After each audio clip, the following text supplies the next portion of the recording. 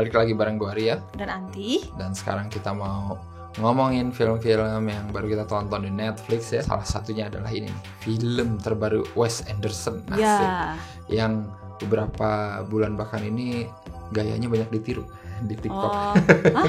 TikTok Reels? Kan? Oh Reels ya? Ya kayaknya di semua dah yang kayak gitu-gitu. Yeah. Dan ya udah akhirnya nih biangnya keluarin film baru pertama kali buat streaming di Netflix.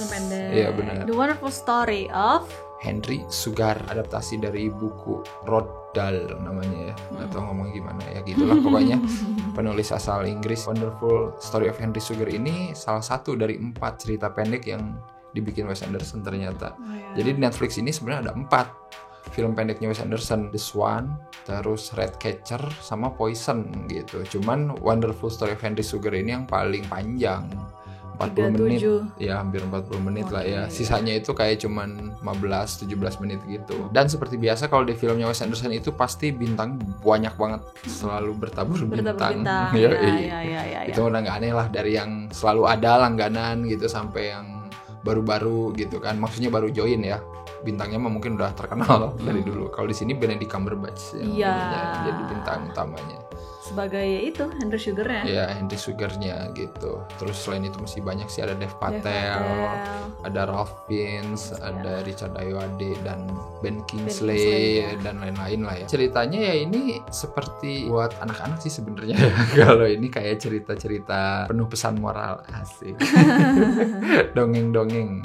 Tapi aku kalau jadi anak-anak takut nonton ini kayaknya.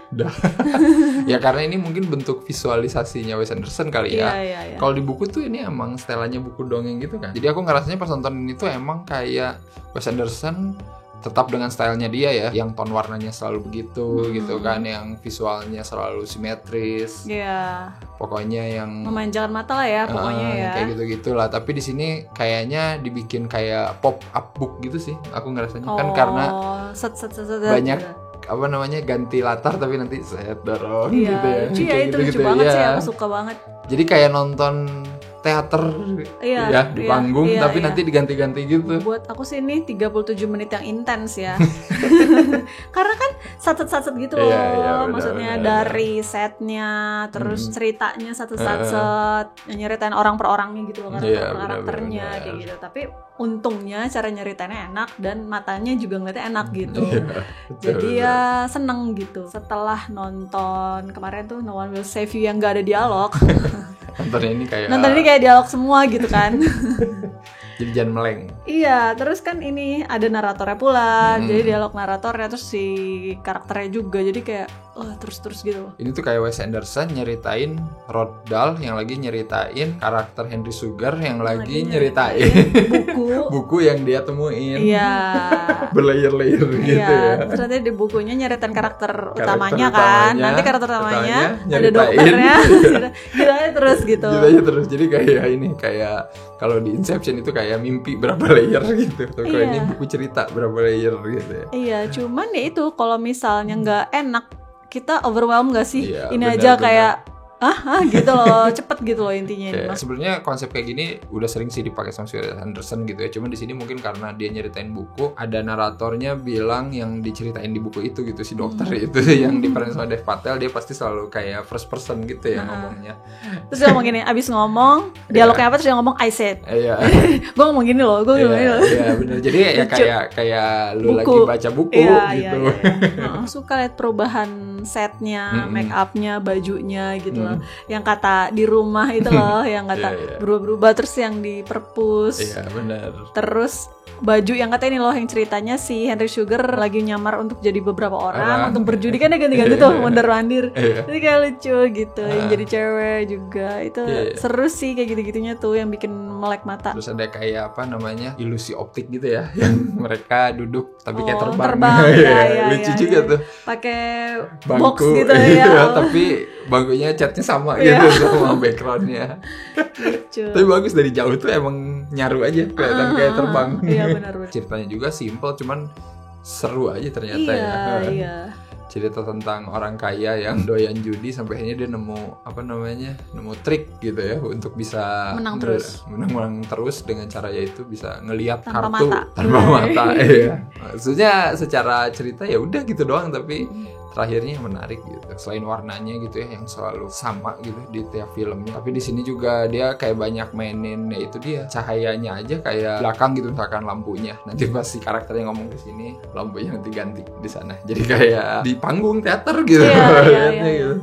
Bahkan ada tuh yang kata si Henry Sugar-nya lagi mikir gelap-gelap jadi matanya doang jadi kayak banyak mainin praktikal gitu loh, lighting terutama gitu. Latar udah jelas lah, set kayak dibikin gitu, tapi nanti seamless aja nggak kelihatan itu kayak latar gitu ya. Nggak tahu sih itu gimana bikinnya, tapi nanti ada adegan yang kayak di rumah sakit, kayak di dalam rumah sakit beneran gitu ya. Kayak panjang nih, aku tuh emang cuman kayak 2 dimensi doang gitu, cuman sampai situ doang. Enggak, ternyata kayak sepeda udah dipasang. Lucu. Kayak udah tinggal ditarik gitu. Kayak nonton wayang. Ini wayang ini sebenarnya, wayang Wes Anderson. Kalau kalian yang mungkin belum tahu gitu Wes Anderson kayak gimana, karena sering denger aja dari medsos gitu ya.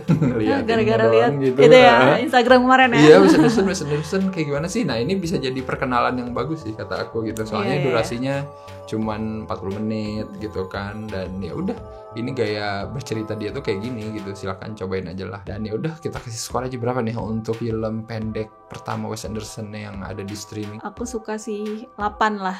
Mantap. 8/10. Boleh lah, aku juga sama. Karena udah lama aja sih kalau aku sih faktor nonton film Wes Anderson kangen gitu. Ya? Yang terakhir aja Asteroid City aku belum nonton gitu, karena males nyarinya di mana gitu. Yang sebelumnya udah, tapi itu kayak udah lama banget ya. Tahun berapa ya? Sebentar. The French Dispatch itu 2021, 2 tahun yang lalu gitu. Itu ada sih di Disney Hotstar ya. Cobain nonton, dan kalau udah nonton komen juga menurut kalian gimana. Apalagi buat yang baru pertama nonton film Wes Anderson, silakan. Kalau yang udah sering nonton Wes Anderson, gimana nih ngelihat film pendek dia di Netflix ini? Oke, kalau kayak gitu seperti biasa jangan lupa untuk like, share, subscribe Cinecrip, dan follow juga medsosnya ya. Dan juga dukung Cinecrip di Saweria bisa, Super Thanks bisa ya. Dan jangan lupa bisa join membership Cinecrip. Betul. Udah lumayan banyak nih, udah ada belasan orang asik yang join. Terima kasih banget yang udah join ya.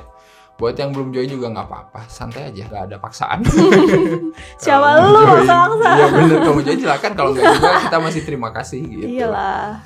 Ya udah, kalau kayak gitu sampai ketemu lagi di episode-episode selanjutnya ya. Bye bye.